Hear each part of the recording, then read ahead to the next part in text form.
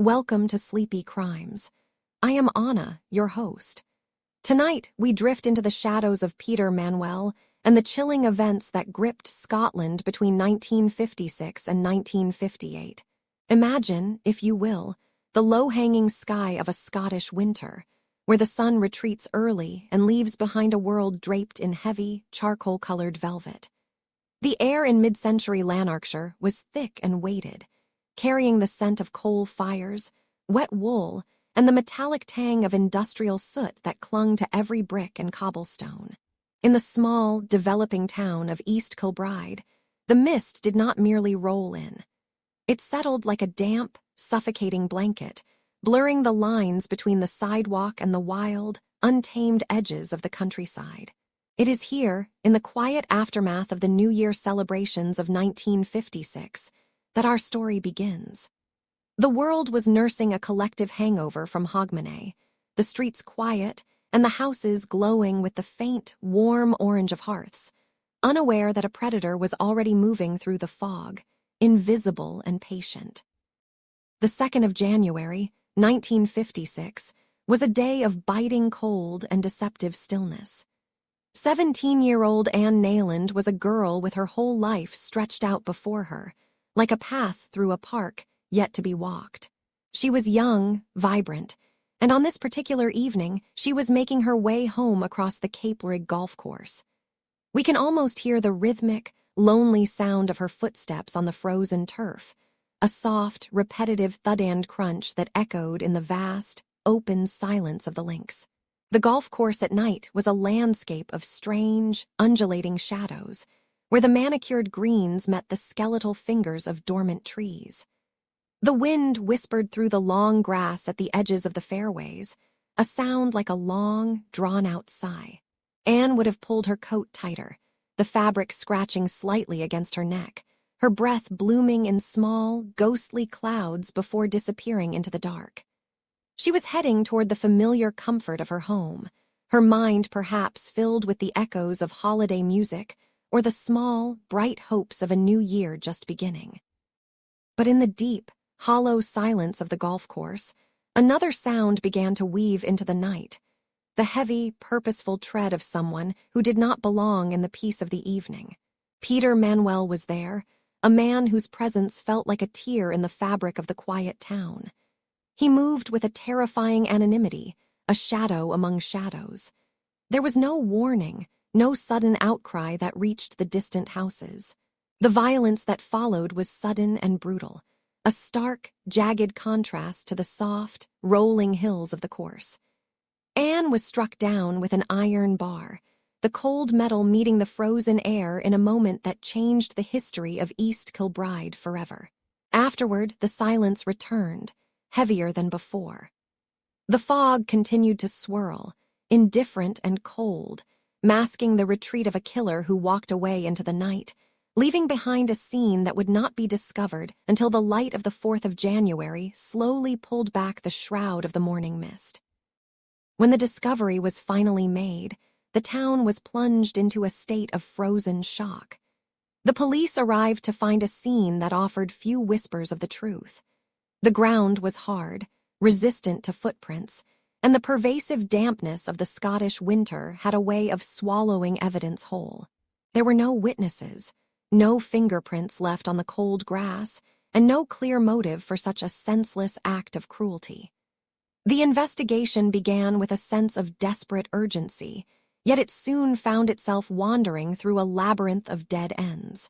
Detectives moved from house to house, their coats heavy with the smell of the damp air, asking questions that yielded no answers. They looked at boyfriends, at local men with reputations for trouble, and at the many strangers who had passed through the area during the holidays. Among those they spoke to was Peter Manuel himself. He sat before them, a man with fresh, jagged scratches upon his face. Marks, he claimed, were the result of a brawl in a Glasgow pub. Without forensic proof or a direct link, the police were forced to let him go, his name becoming just one more entry in a file that was growing colder by the day. This initial failure to pin the crime on Manuel allowed a darkness to take root in the heart of Lanarkshire. The lack of leads created a vacuum of fear, one that the residents filled with locked doors and whispered warnings. Parents kept their children inside as the sun dipped below the horizon, and the once peaceful shortcuts across the fields were abandoned to the shadows.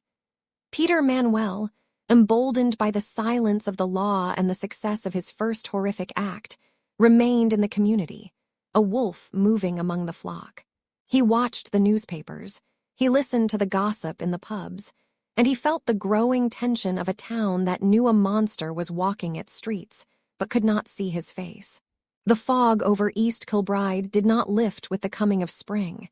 Instead, it seemed to thicken, a psychological weight that stayed with the people of Scotland as they waited, breathless and terrified, for the next time the silence of the night would be broken. This was only the beginning of a 2-year journey into the heart of a nightmare, a time when the safety of home felt like a fragile, fading memory. The night of September 17th, 1956, was draped in a thick, damp Scottish mist that seemed to swallow the street lamps of High Burnside. This was a neighborhood of quiet respectability, where the stone houses stood like silent sentinels, and the gardens were neatly edged with the fading blooms of late summer. At number 5 Fencebank Avenue, the air inside the Watt family home was heavy with the deep, rhythmic breathing of 3 women asleep. Marion Watt, who was 45 and finally finding her strength again after heart surgery, lay in the master bedroom. Beside her, visiting for the week so her sister would not have to be alone, was Margaret Brown, 41 years of age. In another room, 16-year-old Vivienne slept with the easy peace of youth, unaware that the world outside her window was shifting. The silence of the house was not a void, but a texture. The soft ticking of a grandfather clock in the hallway, the faint creak of floorboards settling in the cool night air, and the distant, muffled hum of Glasgow's periphery. It was the kind of silence that feels permanent, a sanctuary built of brick and domestic habit, where the only thing expected to move was the slow rotation of the moon through the clouds. Then came the sound that broke the sanctuary. It was not a thunderous crash, but a sharp, crystalline snap, the sound of a single pane of glass in the front door yielding to pressure. The shards fell onto the hallway runner with a soft, muffled clinking, barely louder than a dropped set of keys. A hand reached through the jagged opening, feeling for the lock on the wrong side of the door. The intruder did not rush. He moved with a practiced, predatory patience, his movements fueled by a dark, internal rhythm. He had spent the previous nights nearby, breaking into other homes, not to steal treasures, but to leave a mark of chaos, smearing muddy boots on clean bedding and scattering tins of food across kitchen floors. But tonight, his focus was different. As he stepped over the threshold, the smell of damp wool and cold iron followed him into the warmth of the house.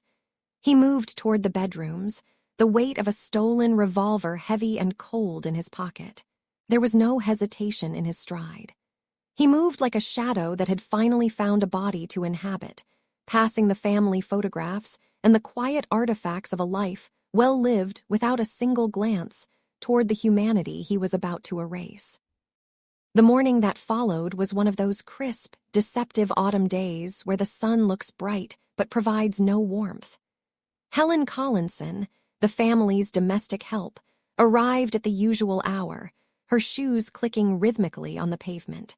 She noticed first that the curtains remained drawn, a strange sight for a house that usually hummed with early activity.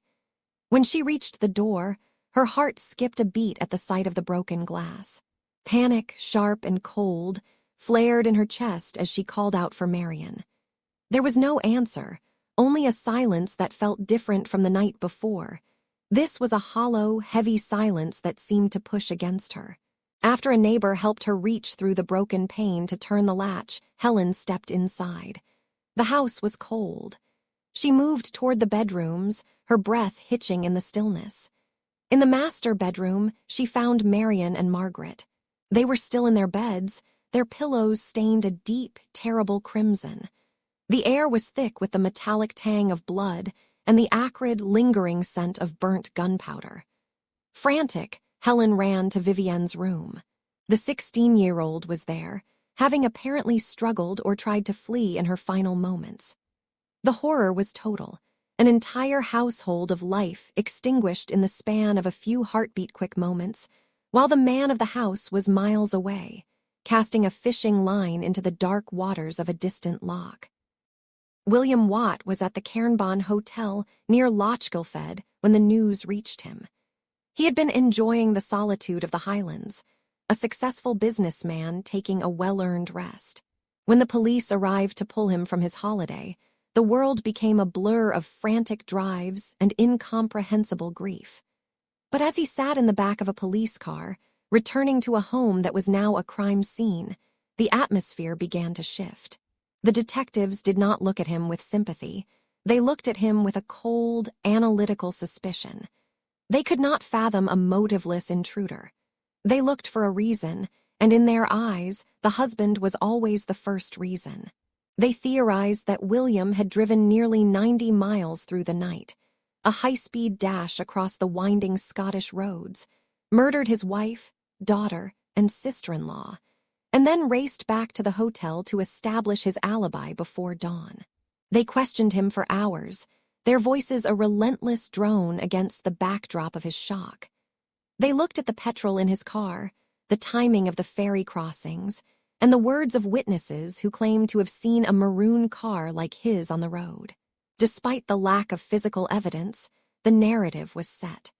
The grieving husband was transformed into a monster in the public imagination, a man who had supposedly wiped out his own blood for reasons no one could quite name. For 67 days, William Watt sat in a cell at Barlinnie Prison. The walls were cold stone, and the air was filled with the sounds of iron gates clanging and the distant, echoing shouts of other men. He was a man twice destroyed, first by the loss of his family, and then by the weight of a state that insisted he was their killer.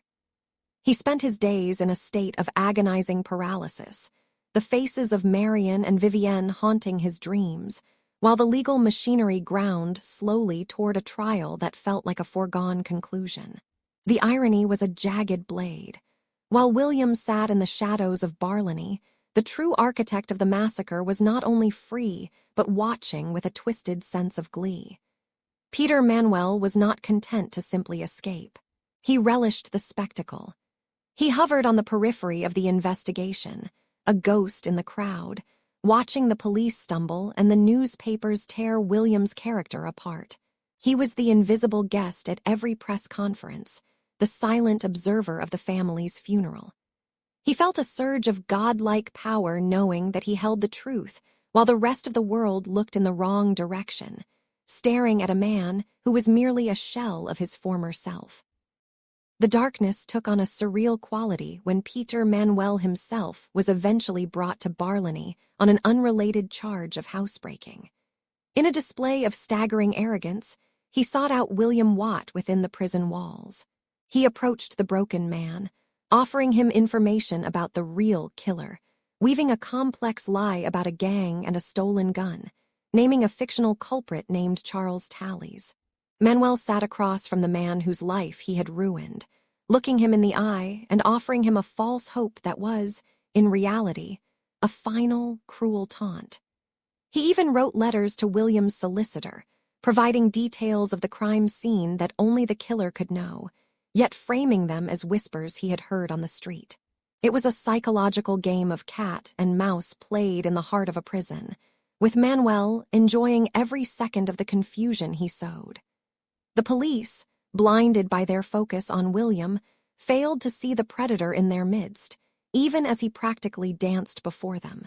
The investigation into the Watt family murders became a slow-burn tragedy of errors, a vacuum of justice that allowed Manuel to believe he was truly untouchable, a phantom who could walk through doors and leave the world in ruins without ever leaving a footprint that anyone cared to follow.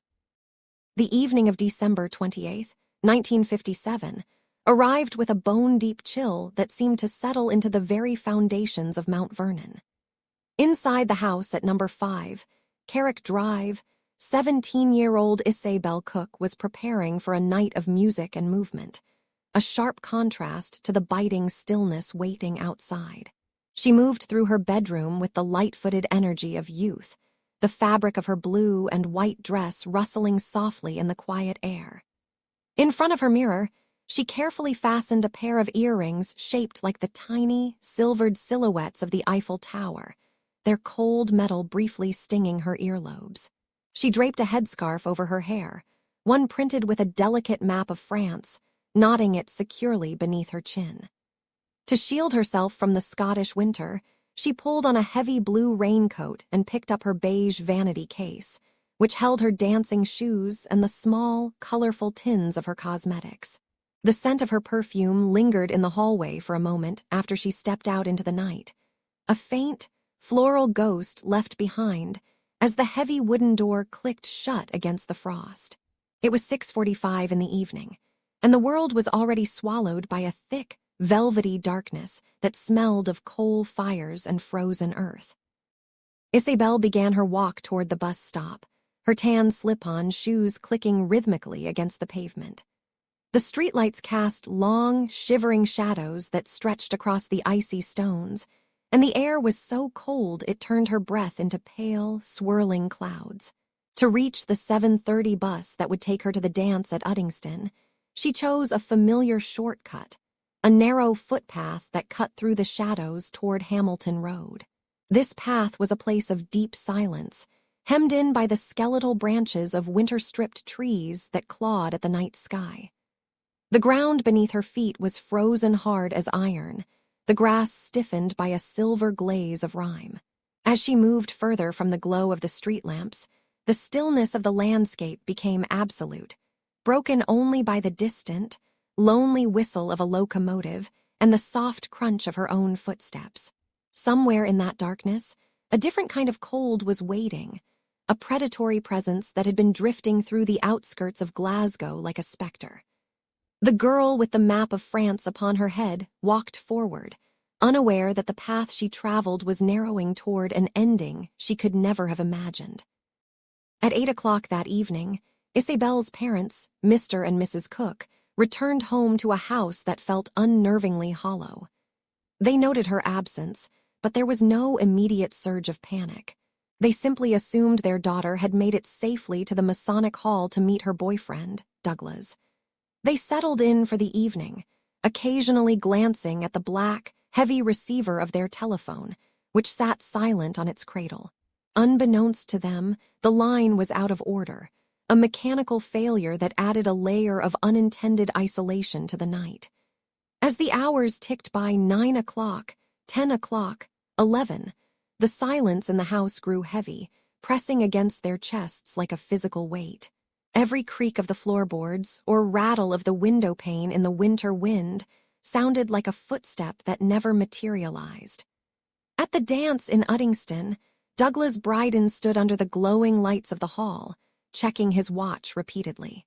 He waited for 45 minutes in the freezing air outside the entrance, his hands buried deep in his pockets, watching every arriving bus until the last hope of her arrival faded into the dark. He eventually went inside alone, the festive music sounding hollow and strange without her there. Midnight passed, and the realization that something was terribly wrong began to crystallize in the Cook household. William Cook, unable to find rest, took a heavy flashlight and stepped out into the freezing night. The beam of his torch was a weak, yellow finger of light that struggled to penetrate the gloom. He walked the path his daughter would have taken, the light dancing over the frost-covered weeds and the dark, jagged edges of the railway bridge. He called her name, but the sound was swallowed instantly by the vast, indifferent silence of the fields. In a moment of tragic irony, the light of his torch swept over a patch of disturbed earth near the railway line, but the darkness was too thick and the frost too deceptive. He stood just yards away from the place where the struggle had occurred, his breath hitching in the cold, never knowing that the very ground beneath his feet held the secret of her disappearance. He returned home as the first gray light of dawn began to bleed into the sky, his face pale and his coat stiff with the morning mist, carrying only the terrifying news of her absence into the new day. The following afternoon, the search for Isabel Cook transformed from a private family tragedy into a public nightmare. Near the Barachny Road Bridge, a searcher's eyes caught a glint of something out of place against the dull winter colors. It was Isabel's purse, abandoned and cold. Soon, other items began to emerge from the landscape like fragments of a broken dream. A blue raincoat, a vanity case, and the small, personal belongings that had once been part of a teenager's Saturday night preparation. Each item was found in a different location, scattered with a calculated, taunting cruelty that suggested a predator who felt untouchable. The police mobilized, their heavy boots tramping through the frozen mud of Burnt Broom Farm, but the earth was stubborn. The frost had turned the soil into a protective shell, hiding whatever lay beneath. As the community watched the lines of officers moving slowly across the fields, a suffocating dread settled over the region. People began to lock their doors earlier, the sound of a turning key becoming a ritual of survival. They spoke in hushed tones of the Beast of Birkenshaw, a name that carried the weight of past horrors and the terrifying certainty that a monster was walking among them, unnoticed. While the search for the girl who never came home intensified, Peter Manuel remained a shadow in the periphery, watching the chaos he had unleashed with a cold, detached fascination.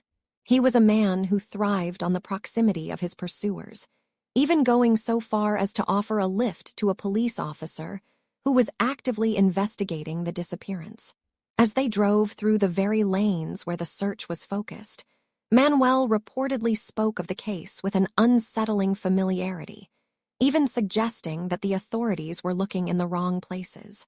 It was a peak of arrogance, a predator guiding the hunter through the woods.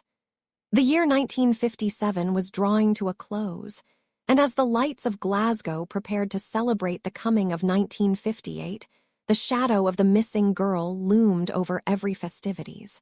The landscape remained frozen, the secrets of the earth locked tight by the ice, and the people of Lanarkshire waited with bated breath, sensing that the darkness had not yet finished its work. Somewhere in the silence of Uddingston, a new target was already being watched, and the new year would begin not with bells and laughter, but with the sharp, echoing cracks of a pistol in the dead of night.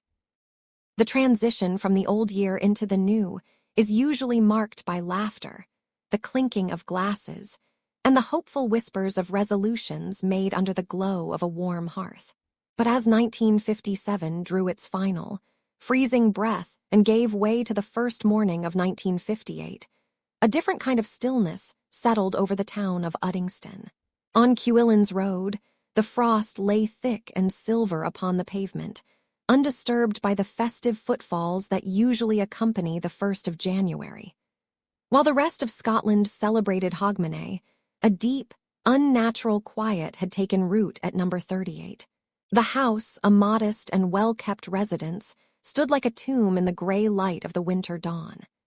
Inside, the smart family, Peter, who was 45, his wife Doris, aged 42, and their 10-year-old son, Michael, should have been waking to the excitement of a new beginning. Instead, the air within those walls had become heavy and stagnant, frozen in time by a darkness that had slipped through the back door while the world was looking toward the stars. The entry had been precise, the work of a man who moved through the shadows of other people's lives as if he owned the keys to every lock in Lanarkshire. Peter Manuel did not just break into the house. He infiltrated it, his presence a toxic stain on the domestic sanctuary of the Smarts. He moved with a chilling, practiced grace through the darkened hallway, the floorboards barely groaning under his weight. In his hand, he carried a small-caliber Beretta pistol, a cold piece of iron that felt heavy and final in the gloom. He navigated the stairs, passing the family photographs and the quiet artifacts of a life well lived, until he reached the bedrooms. There was no struggle, no frantic plea for mercy. In the early hours of New Year's Day, as the echoes of distant celebrations faded, Manuel stood over the sleeping forms of the family and systematically extinguished their lives. The sharp, muffled reports of the pistol were the only sounds to break the silence, each one a sudden, violent punctuation mark at the end of a family's history. When the work was done, the house returned to its quietude, but the quality of the silence had changed. It was no longer the peaceful rest of a sleeping home, but the hollow, suffocating stillness of a crime scene.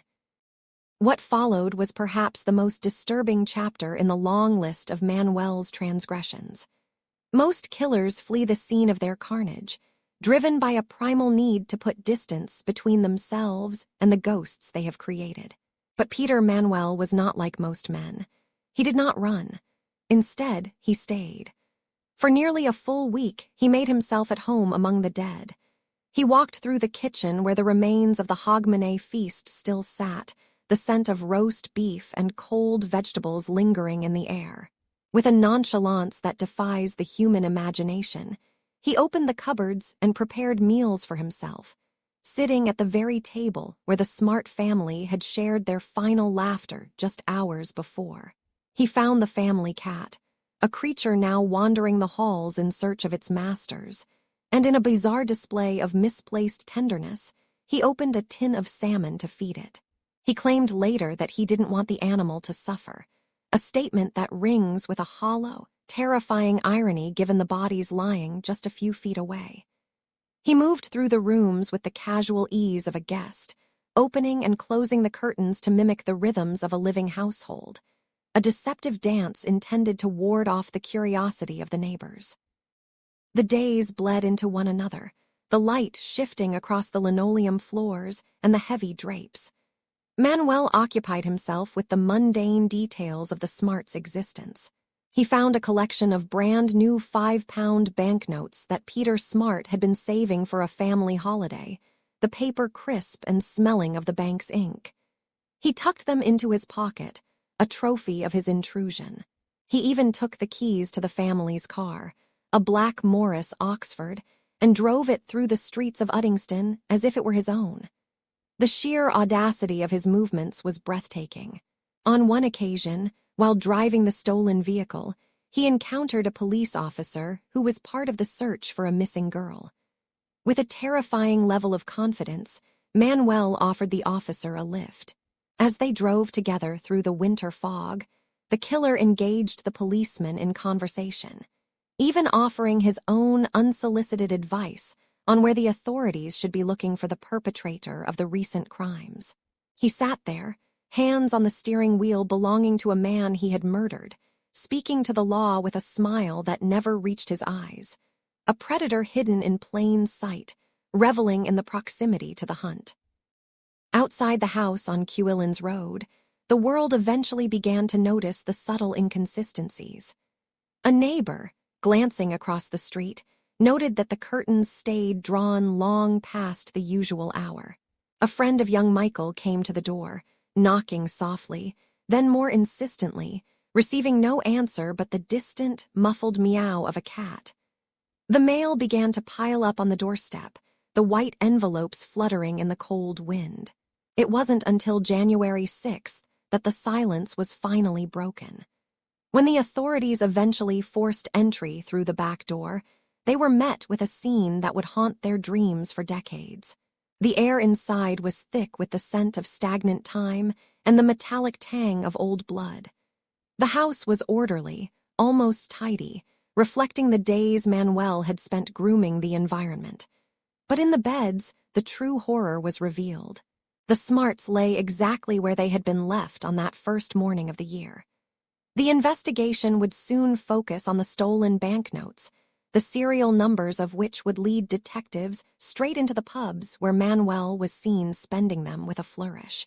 But for those few days in January, the house at 38 had been a private theater for a madman, a place where the living and the dead coexisted in a silence so profound it seemed to swallow the very light of the new year. The silence inside the house at 38 Sheepburn Road was absolute, a heavy, suffocating blanket that seemed to swallow the very passage of time. For nearly an entire week, Peter Manuel moved through the rooms of the Smart family home like a shadow that refused to vanish with the morning light. There is something profoundly chilling about the domesticity he maintained in the wake of such violence. He did not flee. Instead, he lingered in the cold air of the kitchen, the linoleum floor creaking softly beneath his boots as he scavenged through the remains of their hogmanay meal. He ate their food, the taste of cold meat and stale bread a mundane reality in a house filled with the unthinkable. He even tended to the family cat, the small creature purring against the legs of the man who had extinguished the lives of its masters. The windows remained dark, the curtains drawn tight against the winter frost of January 1958, while inside, Manuel moved with a terrifying, calm entitlement, navigating the intimate spaces of a family he had never known. In a quiet corner of the house, tucked away in a drawer or a wallet, lay the catalyst for his eventual undoing. Peter Smart had recently withdrawn a series of brand-new, uncirculated 5-pound banknotes, intended for a family holiday that would never happen. Manuel found them. As he ran his thumb over the edges of the currency, he would have felt the distinct, stiff resistance of fresh paper, a texture quite unlike the soft, limp bills that had passed through 1,000 hands. These notes were a deep, striking blue, printed with intricate, swirling patterns that seemed to shimmer with an almost liquid quality. They were beautiful, dangerous things. When he finally stepped out of the house and back into the gray, smog-choked streets of Glasgow, those blue notes were tucked securely in his pocket. He carried with him not just the wealth of a dead man, but a forensic trail that was already beginning to glow with a quiet, persistent heat. The transition from the tomb-like silence of the Smart residence to the raucous, amber-lit interiors of the East End pubs was seamless for a man of Manuel's vanity. He walked into the local taverns, the smell of spilled ale and heavy tobacco smoke clinging to the rafters, and began to spend. There was an arrogance in the way he stood at the bar, the wood beneath his elbows stained with circles of moisture. He would signal the bartender and slide one of those crisp, blue 5-pound notes across the counter. In 1958, a 5-pound note was a significant sum, and a brand new one was a rare sight, long before the days of automated tellers and plastic cards. The bartenders watched him. They noticed the way the blue ink stood out against the grime of the bar. They noticed the sequential numbers on the notes, a neat, orderly progression of digits that felt out of place in the chaotic world of a Saturday night pub. Suspicion began to bloom in the minds of those serving him. A quiet inkling that this man with the sharp clothes and the cold eyes was carrying a fortune that didn't belong to him. While Manuel basked in the fleeting power of his stolen wealth, Detective Superintendent William Munsey was meticulously piecing together the fragments of a nightmare. Munsey was a man of patience and memory, and he had known Manuel for 12 long years, ever since he had pulled the young man from a crawlspace in a loft in 1946. The police began the grueling work of tracing the Smart family's final movements. They visited the bank, speaking to the tellers who remembered the exact series of 5-pound notes handed to Peter Smart on New Year's Eve. When the reports began to trickle in from the pubs about a man spending new blue notes, the two ends of the thread finally met. The blue ink of justice was no longer just a metaphor. It was a physical reality, a trail of paper that led directly back to the house in Birkenshaw where Manuel lived with his parents. The net was closing, the mesh narrowing with every banknote recovered from the till of a Glasgow bar. On the 14th of January, the cold air was broken by the heavy footfalls of many men. The police arrived at the Manuel family home, the dawn light pale and unforgiving. They moved through the house with a grim efficiency, searching for the remnants of lives cut short. They found more than just the money. They found items that linked him to other burglaries, other victims. As the handcuffs clicked shut around Manuel's wrists, his expression remained a mask of defiant boredom. However, the authorities held a final card. They arrested his father, Samuel, charging him with receiving stolen goods found in the house. This was the one crack in Peter Manuel's ironclad narcissism. In the sterile, gray-walled interrogation room, beneath the hum of an electric light, the master of shadows began to talk. He offered a deal: the freedom of his father in exchange for the truth. In that moment, the air in the room seemed to thin. The mask didn't just slip, it shattered. He began to speak of the places where the bodies were hidden, of the fields where Isabel Cook lay beneath the frost, and the cold, dark waters of the River Clyde where he had cast away his weapons. The blue notes had done their work, and the silence of the interrogation room was finally broken by the sound of a monster's voice, detailing the architecture of his own destruction. In May of 1958, the city of Glasgow was held in a state of suspended animation. The High Court of Justiciary, a fortress of granite and tradition, became the focal point for a nation's collective trauma. Outside, the sky was a bruised purple, weeping a fine, persistent mist that clung to the coats of the hundreds who gathered at the gates, desperate for a glimpse of the man they called the Beast of Birkenshaw. Inside the courtroom, the air was heavy, thick with the scent of old paper, floor wax, and the damp wool of the spectators who sat shoulder to shoulder in the gallery. Every cough echoed against the high, vaulted ceilings. The light that filtered through the stained glass was dim, casting long, distorted shadows across the dark oak of the benches. There, in the center of it all, sat Peter Manuel. He did not look like a monster. He sat with a rigid, unnatural posture, his dark hair slicked back, his eyes darting across the room with a predatory intelligence. The trial of the century was about to reach its peak, and the man in the dock was preparing to do the unthinkable. He had dismissed his high-priced legal counsel, choosing instead to stand alone against the weight of the crown, believing his own silver tongue could dance him away from the shadow of the gallows. Manuel's performance in that courtroom was a chilling display of vanity and precision. He moved with a practiced grace, his fingers often tracing the edge of the witness stand, as if he were a maestro conducting a dark symphony. He cross-examined the survivors and the police with a cold, detached air, his voice never wavering as he spoke of the most intimate horrors. One of the most harrowing moments came when William Watt, the man once wrongly accused of murdering his own family, was brought into the court on a stretcher. He had been injured in a motor accident, yet he lay there, broken and pale, subjected to the sharp, unrelenting questions of the man who had truly destroyed his life.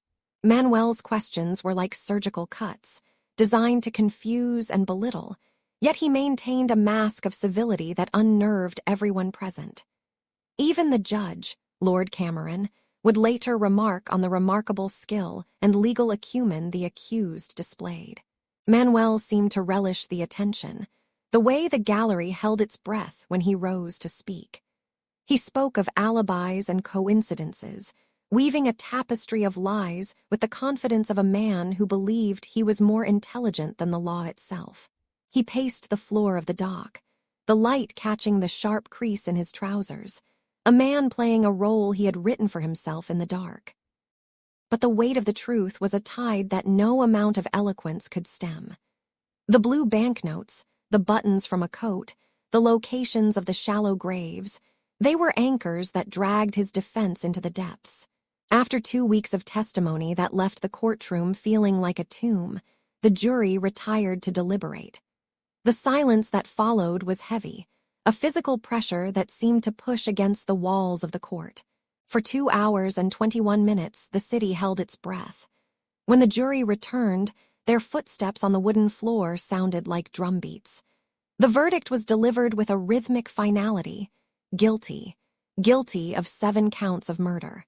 The charge for the death of young Anne Naylands was dropped for lack of evidence, but for the others, the Watts, the Smarts, Isabel Cook, the debt was finally being called in. The judge reached for the ritualistic square of black silk, the heavy cap of judgment. He placed it upon his head with a slow, deliberate finality. His voice, when he pronounced the sentence of death, was a low rumble that seemed to vibrate through the floorboards. Manuel stood motionless, his face a pale mask in the flickering light, as he was sentenced to be taken to the prison of Barlany, and there to be hanged by the neck until he was dead. Barlany Prison was a place of cold stone and iron, a fortress designed to swallow the light. Manuel was moved to the condemned suite, a small series of rooms where time seemed to slow to a crawl. The walls were thick, muffling the sounds of the other inmates, leaving him with nothing but his thoughts and the low, rhythmic ticking of a clock. He spent his final days in a strange sort of defiance. He refused to speak to the death watch warders, those men whose only job was to ensure he did not escape his fate by his own hand. Instead, he sat on the edge of his narrow cot, listening to the radio. The tinny music of the late 1950s drifted through the bars, a strange, upbeat soundtrack to his final hours. His mother, Bridget, came to visit him, a woman broken by the realization of what her son had become. In a final, desperate moment of motherly discipline, she slapped him across the face in the visiting room, crying out that he could not fool her. It was a moment of raw, human agony in a place that had become a monument to the macabre. Outside his cell, the executioner, a man named Harry Allen, arrived in Glasgow, his leather bag containing the tools of his grim trade. The atmosphere in the prison was electric, a static charge of dread that made the hair on the guards' necks stand on end. The morning of July 11th, 1958, arrived with a gray, indifferent dawn. The air inside Barlany was cool and smelled of lye and damp earth. Manuel was awakened at 6 in the morning. He was given his own clothes to wear, a final gesture of humanity before the state took his life.